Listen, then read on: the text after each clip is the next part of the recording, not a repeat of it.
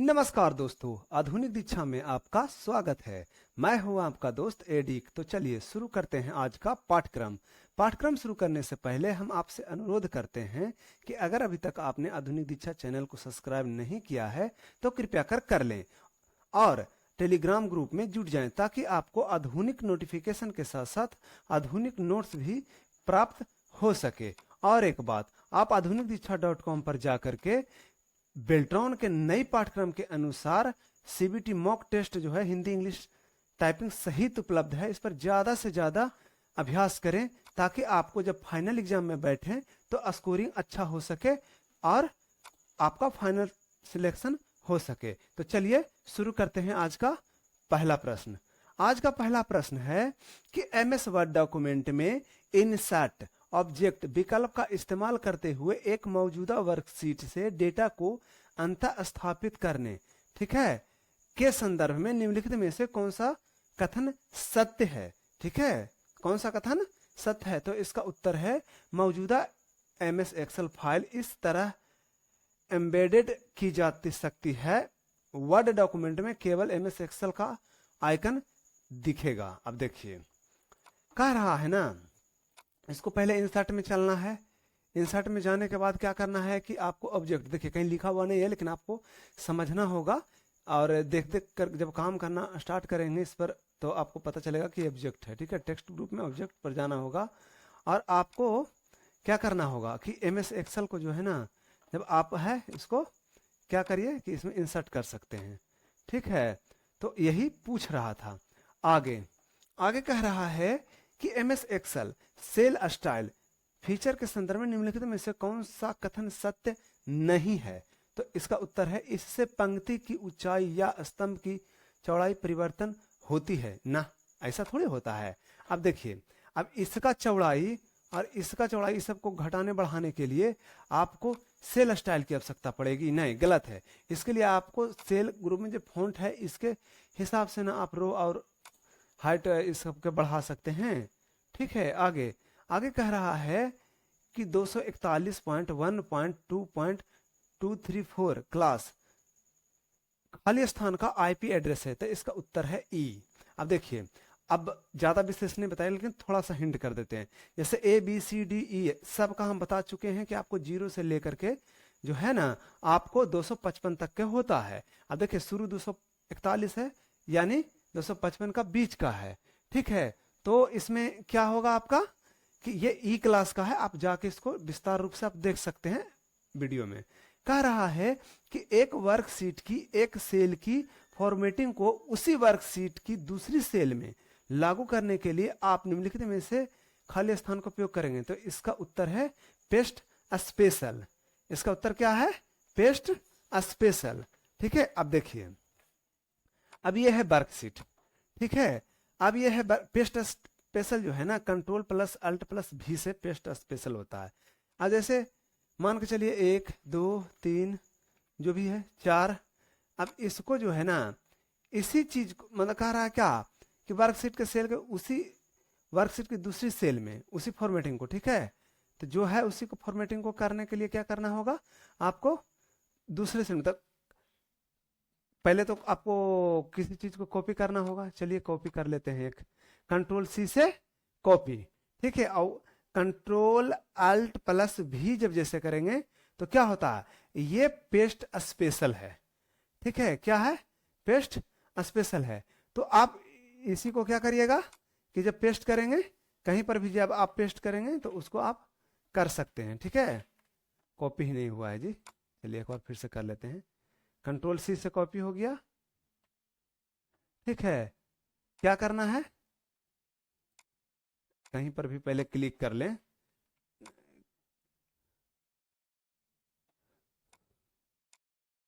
ठीक है, ये हो गया। आगे आगे कह रहा है, आगे कह रहा है कि निम्नलिखित में से किसे या किन्हें लो लेवल लैंग्वेज के रूप में परिभाषित किया जाता है। तो इसका उत्तर जो है आपका है सिमिलर, है ना, असेंबली। ठीक है, असेंबली। ठीक, क्या है? असेंबली। अब देखिए आज छूट गया है, मैनेजमेंट से थोड़ा सा जो है ना आग्रह करते हैं कि इसको सुधार किया जाए। ठीक है, ये क्या है, असेंबली। ठीक है, अब देखिए इसको लो लो लेवल लैंग्वेज यानी कि LLL, ठीक है, क्या है, लो लेवल लैंग्वेज असेंबली। और देखिए हाई लेवल में क्या आता है, जैसे आपका जावा आ जाता है, PHP आ जाता है, ये सब जो है हाई लेवल में आता है। आगे कह रहा है कि MS पावर पॉइंट में टेक्स्ट डायरेक्शन में डिफॉल्ट रूप से कितने विकल्प उपलब्ध होते हैं, तो इसका उत्तर दिया है बेल्ट्रॉन 4, लेकिन ये गलत है, 6 होते हैं। ठीक है, क्या होते हैं, 6 हो जाता है, कभी कभी भूल है, हमसे भी हो सकता है, आपसे भी हो सकता है। ठीक है, अब ये कह रहा है पावर पॉइंट में चलना है और उसके बाद क्या करना है, टेक्स्ट डायरेक्शन में देखिए 6 होता है, 1 2 3 4 5 और 6। ठीक है, कितने होते हैं, 6 होते हैं। कह रहा है कि 5 MS वर्ड डॉक्यूमेंट एक विशिष्ट समय पर खुले हुए हैं, मतलब एक ही समय पर 5 डॉक्यूमेंट खुले हुए हैं आप। ठीक है, यदि आप इन खुले हुए डॉक्यूमेंट को बारी बारी से जो है बारी बारी से आप जाना चाहते हैं तो आप किस टाइप का उपयोग करेंगे, तो इसका उत्तर है व्यू और स्विच विंडो का। अब देखिए ये कह रहा ना कि जैसे हम एक खोले हैं, ठीक है, एक खोले हुए हैं तो हम क्या करते हैं कि आपको 5 को खोल लेते हैं। ठीक है, ये कह रहे हैं कि 5 को खोल रहे हैं। ठीक है, तो 2 हो गया आपका, ये 3 हो गया।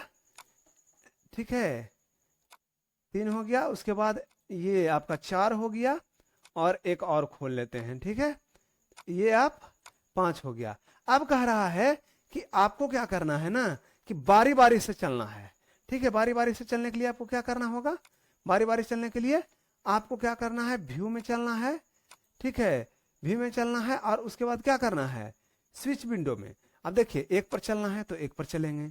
ठीक है, आपको फिर से व्यू पर चलना है और स्विच विंडो में, जितना पर भी आपको जाना होगा बारी बारी से आप चल सकते हैं। ठीक है, तो आगे आगे कह रहा है कि 8 पेज वाले MS वर्ड डॉक्यूमेंट में आप केवल जो है पेज नंबर 2 3 6 और 8 का प्रिंट आउट लेना चाहते हैं, आप किस सेटिंग का उपयोग करेंगे, तो इसका उत्तर है कस्टम प्रिंट। अब देखिए जैसे ये एक पेज है, यहां देखिए शो करता है एक पेज है, अब हम इसको क्या करते हैं कि पहले 8 पेज में बदल देते हैं। ठीक है, इसको क्या करते हैं, पहले हम 8 पेज में बदल दिए। ठीक है, 6 पेज हो गया और ये 8 पेज हो गया। अब हमको कह रहा है कि बस मतलब कुछ कुछ पेज को करना है, तो इसके लिए आपको प्रिंट प्रीव्यू में जाना है, तो प्रिंट फाइल पर जाकर प्रिंट पर कर देना है और इसके पर देखिए यहां जो है ना आपको क्या करना है कि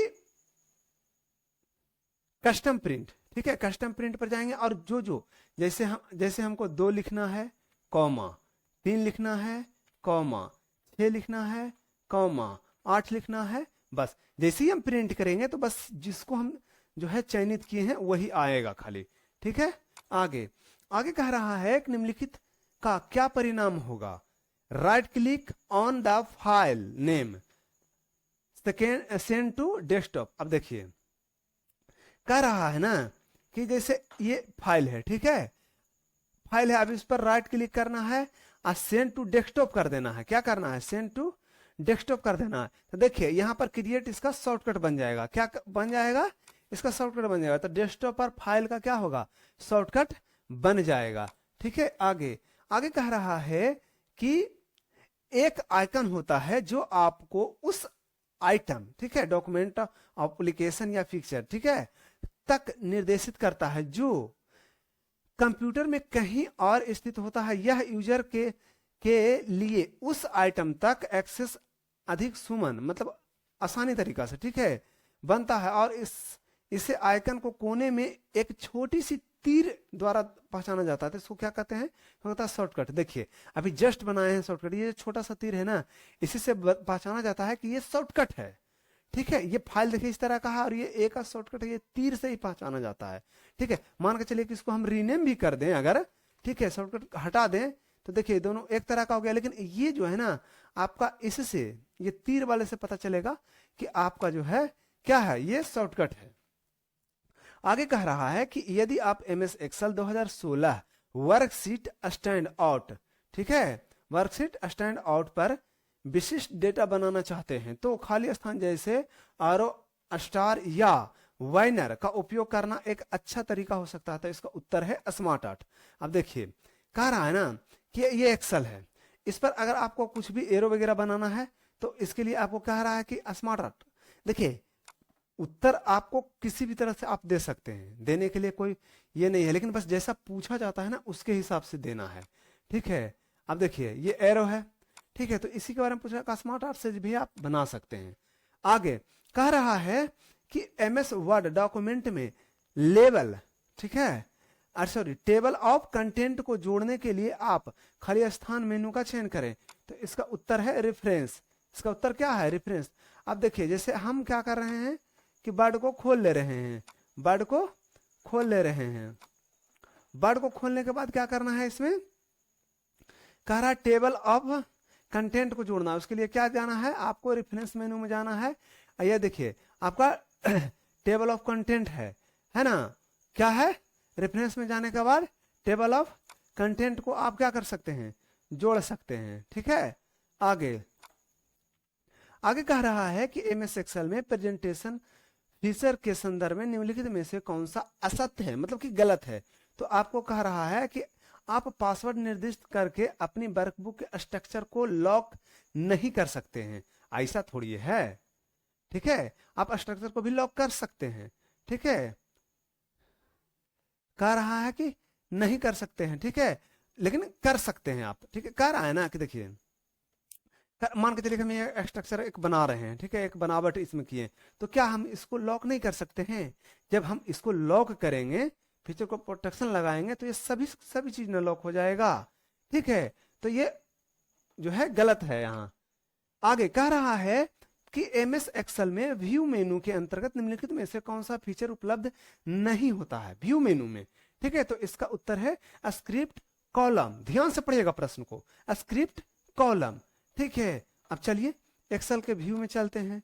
अब व्यू में चले तो देखिए यहाँ स्क्रिप्ट तो है ना, स्प्लिट तो है, लेकिन इसके कहाँ है? कहीं पर कॉलम का नहीं जिक्र किया है। जब इसको मैं स्प्लिट करेंगे तो ये क्या होगा कि पेज को चारों तरफ से करेगा, ना कि कॉलम को करेगा। ठीक है, कॉलम का मतलब ये हुआ ना कि इसको दो भाग में बांट देना। ठीक है, ये सही नहीं है।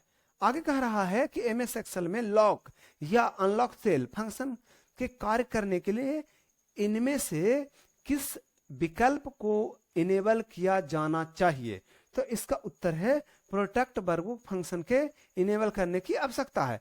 अब कह रहा है ना कि लॉक या अनलॉक फंक्शन कार्य करने के लिए जो है ना, इसमें से किसका करेंगे? तो प्रोटेक्ट वर्कबुक का जो है ना लॉक अनलॉक करेंगे। ठीक है, इसको डाल करके क्या करेंगे? लॉक अनलॉक कर सकते हैं आप। ठीक है, देखिए यहां से जो है ना जब इसमें आप डालेंगे तो इसको लॉक अनलॉक कर सकते हैं, इनेबल कर सकते हैं। ठीक है, आगे कह रहा है कि निम्नलिखित में से कौन सा एक ऐसा कार्य है जो प्रमुख रूप से सीपीयू का नहीं है? तो इसका उत्तर है ग्राफिकल प्रोसेसिंग करना। ठीक है, क्या कह रहा है? ग्राफिकल प्रोसेसिंग करना जो है सीपीयू का जो है, सीपीयू का काम नहीं है। बाकी में इसका नहीं, ग्राफिकल जो होता है ना वो ग्राफिक के लिए मेन रूप से किया जाता है। तो सीपीयू का काम क्यों होगा? वो तो ग्राफिकल के लिए प्रिंटर के तौर पर होता है, ग्राफिकल के लिए अलग से ग्राफिक आप कर सकते हैं। बहुत सा आप जब आप देखते होंगे तो उस पर ग्राफिक नहीं रहता है। ठीक है, तो आप अलग से कर सकते हैं, ये मेन रूप से उसका काम नहीं है। ठीक है, आगे कह रहा है, आगे कह रहा है कि एमएस एक्सेल में वर्कशीट के नेमिंग के लिए निम्नलिखित में से कौन सा वैध फाइल नाम है? तो इसका उत्तर है BUDGET। ठीक है, वुडगेट। ठीक है, वुडगेट .1। अभी ध्यान से देखिएगा, .1 यहीं पर अगर हम स्टार दे दे रहे हैं, हाइफन दे दे रहे हैं, तो ये सब नहीं लेता है। ठीक है, लेकिन डॉट जब देंगे तो वो डॉट ले लेगा। ठीक है, इसलिए ये वैध नाम है। आगे आगे कह रहा है कि मेल मर्ज डॉक्यूमेंट में 3 डॉक्यूमेंट शामिल होते हैं। ठीक है, पहला होता है मेन डॉक्यूमेंट, दूसरा होता है डेटा, और तीसरा होता है डेटा सोर्स जिसको बोलते हैं डेटा लिस्ट। ठीक है, एक्सेल वगैरह। ठीक है, और तीसरा होता है मर्ज डॉक्यूमेंट। तो इसका उत्तर है डेटा।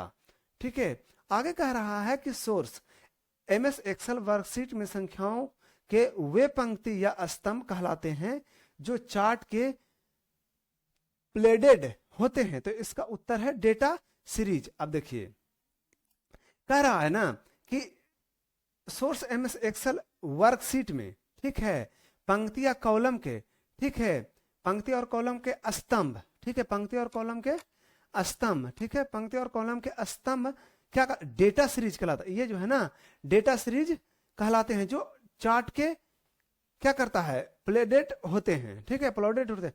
ये जो है ना ये डेटा सीरीज है, जैसे 1 2 3 4 ये सब डेटा सीरीज है, ठीक है, जो रो और कॉलम के पंक्ति के स्तंभ के बीच में होता है, ठीक है। आगे कह रहा है वो ग्राफ बनाने में काम आता है। जब जैसे आप इसको देखिए, जैसे आप ग्राफ बनाएंगे ना, देखिए समझ लीजिए, पहले इसको हम डिलीट कर दे रहे हैं, ठीक है, इसको क्या कर रहे हैं, इसको हम हटा दे रहे हैं, ठीक है। तो जैसे ही हम इसको बनाएंगे, ठीक है, जैसे ही अब हम इसको बनाएंगे तो देखिए आ रहा है ना, तो ये जो शो करेगा ना या इस तरह का, तो उसको जो है हम लोग क्या करते हैं, डाटा सोर्स कहते हैं, ठीक है। आगे आगे कह रहा है, आगे कह रहा है कि MS एक्सेल, ठीक है, 2016 में आप वर्कशीट के रीनेम कैसे करेंगे, तो इसका उत्तर है right click on the seat name, ठीक है, और रीनेम करना है। अब देखिए ये है सीट, इस पर राइट क्लिक करना है और रीनेम करके कुछ भी आप नाम को दे देना है। आगे कह रहा है कि वायरलेस नेटवर्क का इस्तेमाल करते समय SSID, ठीक है, क्या हो रहा है, SSID इसमें से किसे निरूपित करता है, तो इसका उत्तर है unique identifier of wireless network, ठीक है। अब देखिए ये SSID जो होता है ना, मेन रूप से वाईफाई नेटवर्क का नाम है SSID। जब आप जोड़ते हैं ना तो वो SSID ही देता है, वाईफाई वाला नेटवर्क, ठीक है। इसको हिंदी में बोलते हैं सेवा सेट पहचान करता, ठीक है, SSID को। आगे आगे कह रहा है कि स्लाइड शो के दौरान स्क्रीन को काली करने के लिए क्या दबाया जाता है, तो इसका उत्तर है B। अब देखिए, अब जैसे स्लाइड शो कर रहे हैं, ठीक है, स्लाइड शो कर रहे हैं, तो अब जैसे ही B दबाएंगे, ठीक है, तो ये क्या होगा, स्क्रीन जो है क्या हो जाएगा, ब्लैंक हो जाएगा, स्क्रीन क्या हो जाएगा, ब्लैंक हो जाएगा, ठीक है। आगे अब फिर से B दबाएंगे तो व्हाइट हो जाएगा। आगे कह रहा है कि MS वर्ड में मेल मर्ज के लिए यदि आप MS एक्सेल में डेटा सोर्स का इस्तेमाल कर रहे हैं तो इसमें कुछ स्पेसिफिकेशन मिल सकते हैं। इस संदर्भ में निम्नलिखित में से कौन सा कथन गलत है, तो इसका उत्तर है लिस्ट में कोई रिक्त स्तंभ या पंक्ति नहीं होना चाहिए, ठीक है। हाँ सही बात है कि ये जो है ना लिस्ट, जब आप एक्सेल को जब मर्ज में लेते हैं तो कोई भी चीज को जो होता है ना रिक्त रह सकता है, ऐसा कोई बात नहीं है, लेकिन वो उसके लिए आवश्यकता नहीं है, ठीक है, कि आपको रहना ही रहना है, ठीक है। आगे कह रहा है कि MS पावर पॉइंट में स्लाइड शॉर्टर व्यू के संदर्भ में निम्नलिखित में से गलत कथन का चयन करें, तो इसका उत्तर है किसी स्लाइड के कंटेंट को परिवर्तन करता है। अब देखिए, अब हम स्लाइड शॉर्टर व्यू करेंगे तो बताइए कि स्लाइड शॉर्टर व्यू करेंगे तो कंटेंट को परिवर्तित कर देगा। इसमें हम बनाएंगे राम तो हो जाएगा क्या, श्याम, ऐसा थोड़ी होता है, ये गलत है, ठीक है, कंटेंट को नहीं परिवर्तित कर सकता है ये, ठीक है। थीम थोड़ा बहुत इधर होता है लेकिन कंटेंट नहीं होता है। आप अपने समस्त ग्राहकों को एक मानक पत्र भेज रहे हैं, ठीक है, मतलब बहुत सा ग्राहक है उसको मानक पत्र भेज रहे हैं। आप पत्र में अपने ग्राहकों के नाम व पते लिखना चाहते हैं तो MS वर्ड में आप क्या इंसर्ट करेंगे, तो इसका कह रहा है कि डेटा सोर्स यानी कि डेटा लिस्ट के करेंगे। एक्सेल में आप बना लीजिए 100 को 50 को 10 को 20 को जिनको भी आप भेजना चाह रहे हैं, आप वहां पर जो है मेल मर्ज जब आप करते हैं तो डाटा सोर्स को इंसर्ट करके करिएगा तो एक ही बार क्या होगा, सबको चला जाएगा। आगे कह रहा है कि खाली स्थान सोर्स कोड को इंटरमीडिएट फॉर्म में रूपांतरित करता है और फिर उसी इंटरमीडिएट कोड को मशीन लैंग्वेज में रूपांतरित करता है, तो इसका उत्तर है कंपाइलर। कंपाइलर क्या करता है, सोर्स कोड को इंटरमीडिएट में फॉर्म में रूपांतरित करता है और फिर उसी इंटरमीडिएट कोड को क्या करता है कि मशीन लैंग्वेज में रूपांतरित कर देता है। आगे आगे कह रहा है कि MS वर्ड में, ठीक है, MS वर्ड में एक पैराग्राफ के भीतर 2 लाइन के मध्य की दूरी क्या कहलाती है, तो इसका उत्तर है लाइन स्पेसिंग। अब समझ लीजिए बात को। अब ये कह रहा है ना कि जैसे अब लिखे राम इज, ठीक है, राम इज, अब ये दोनों के बीच का जो ये स्पेस है ना इसको कहते हैं लाइन स्पेसिंग। लेकिन इसी जैसे ही हम इसको नीचे मार देंगे और फिर कुछ लिखेंगे तो ये जो ऊपर नीचे आया जो बीच का भाग है उसको कहते हैं पैराग्राफ स्पेसिंग। आगे कह रहा है कि मेल मर्ज के लिए डेटा सोर्स के रूप में एमएस एक्सेल स्प्रेडशीट तैयार करने के लिए यह सुनिश्चित करें कि आप स्प्रेडशीट में खाली स्थान के नाम उन फील्ड के नामों से सुमेलित हो जिन्हें आप अपनी मेल मर्ज में इंसर्ट करना चाहते हैं। तो इसका उत्तर है कॉलम। ठीक है, अब देखिए, अब ये कह रहा है ना कि जब आप मेल मर्ज जब करते हैं ना, तो जब भी आप जो है आप क्या करते हैं, जब आप वो चीज को करते हैं तो आप जो है ना नाम मिला लें कि जो जो कॉलम में आपको रखे हैं ना, ये कॉलम वाला है, जिससे है कि वही है कि नहीं है। ठीक है, आगे आगे कह रहा है कि एमएस वर्ड में प्रिंट प्रीव्यू पाने के लिए कंट्रोल पी के अतिरिक्त किस शॉर्टकट कुंजी का उपयोग किया जा सकता है। तो इसका उत्तर है कंट्रोल प्लस F2। अब देखिए, हम बार बार बोलते हैं कि प्रश्न को ना एक तरह से नहीं, उत्तर कई तरह से दे सकते हैं। अब देखिए, ये क्या क्या कि एक ही प्रश्न में दो उत्तर खुद ब खुद बोल दिया। एक तो हम लोग प्रिंट प्रीव्यू के लिए कंट्रोल प्लस P देख ही रहे थे। अब कह रहा है नया कि भाई कंट्रोल के साथ क्या करना है, F2 को दबाना है। ठीक है, आगे कह रहा है ये दो हो सकता है, लेकिन एक वो तो है, अब दूसरा बता दीजिए। आगे कह रहा है कि रेंज, ठीक है, A1 से D5 के बीच कितनी सेल होती है। तो इसका उत्तर है 20। अब देखिए, कह रहा है कि A1 से लेकर के D5 के बीच का जो है कितना हो सकता है। ठीक है, तो काउंटा से भी आप गिन सकते हैं ना, तो सीधा सीधी क्या है, 1 2 3 4, इधर से 5, तो 5 और 20 को सेल है। ठीक है, तो चलिए आज का क्लास यहीं तक है। आपसे फिर से अनुरोध कर रहे हैं कि अगर अभी तक आपने आधुनिक दीक्षा चैनल को सब्सक्राइब नहीं किया है तो कृपया कर लें, और आधुनिक दीक्षा.com पर जा करके बेल्टोन के नई पाठ्यक्रम के अनुसार सीबीटी एग्जाम का mock test Hindi English typing में जो उपलब्ध है, ज्यादा से ज्यादा जो है ना आप क्या करें, इसको जो है अभ्यास करें, ताकि आपको फाइनल एग्जाम में ना इसका रिजल्ट अच्छा मिल सके, स्कोरिंग अच्छा हो सके। ठीक है, तब तक के लिए धन्यवाद। जय हिंद।